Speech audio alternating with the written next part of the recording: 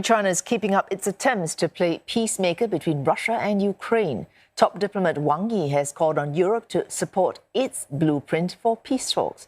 In a phone call to a French diplomat, Mr. Wang said China looks forward to European countries playing their due role. Beijing's proposal would freeze Russian troops in place on Ukrainian territory while officials work out a political settlement. The US has criticized China's plan, saying it's biased towards Russia. China's call to Europe comes days after President Xi Jinping wrapped up a state visit to Russia. President Vladimir Putin praised the Chinese leader for his proposed 12-point peace plan, but said the proposal could only serve as a basis for an eventual peace settlement when Kyiv and the West are ready for it. And from all this, we have Trent Murray live for us from Berlin. Trent, the US appears, at least so far, to have rejected China's 12-point peace plan.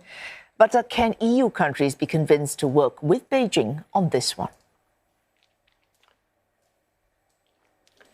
Well, look, I think it's a difficult situation for a number of European countries because certainly on one hand, they want to appear to be open to peace. And of course, they also want to see peace in Ukraine. But there is some skepticism, it has to be said, over this a peace plan as it's described by Beijing, because certainly for Kyiv, it is a non-starter to have Russian troops effectively frozen in place and able to still hold all of that territory. We're talking about 20% of Ukraine's international recognised territory still being held by the Russians. And so any situation which would have them put in place over time where they could regroup and then attack Ukraine again really is just not something that Kyiv will entertain. But on the other hand, of course, there's an understanding within European Union countries, I think, that if they dismiss this plan entirely by Beijing, that it could be seen then that they are just wanting to prorogate the war and have this war go longer than it needs to. So,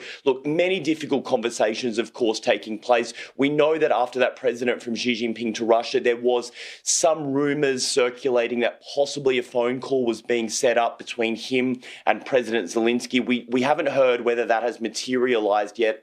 I think they would have said if it had have happened. So still some work to go. I think from the Ukrainians' perspective, they are just cautious that potentially Beijing is a bit more biased here towards Russia and is not being the truly independent negotiator that it is publicly saying it wants to be. Trent, was Ukraine as well as the economy likely to be topping the agenda as EU leaders meet for a summit in Brussels? In the last year or so, we've had plenty of these meetings, summits, forums. Can we expect anything to come out of this latest summit? Yeah, so we're having a European Council meeting wrap up right now. All of the leaders of the European Union countries in Brussels are talking a number of key issues we understand, including that deal for ammunition for Ukraine being signed off, 1 million artillery shells funded by the EU given to the Ukrainians to help them prepare for a major spring offensive. We've also had no agreement yet on this issue of the combustion engine phase out. Effectively, the EU is trying to phase out petrol engines by the year 2035. They had agreed to do that, actually, but then Germany did a U-turn at the last minute and said it wants to carve out a provision for what's called synthetic fuels.